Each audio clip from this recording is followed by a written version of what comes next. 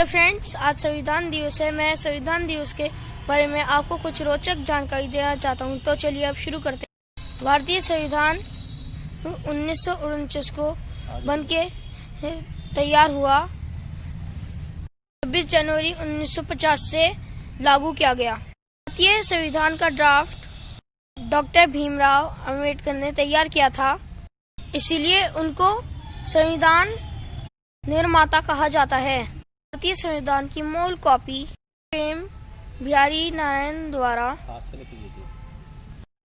से लिखी हुई थी। संविधान की मूल कॉपी भारतीय संसद की लाइब्रेरी में रखी गई है।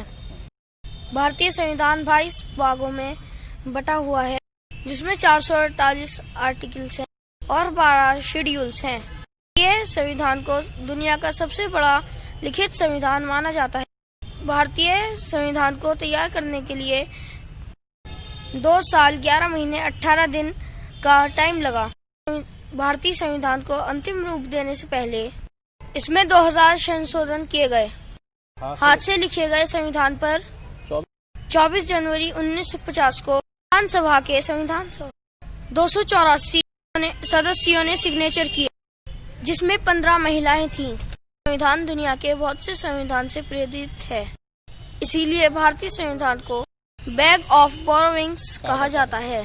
जैसे कि 5 ईयर प्लान रूस के संविधान से लिया गया है, इसी तरह डायरेक्टिव प्रिंसिपल आयरलैंड से लिए गए हैं।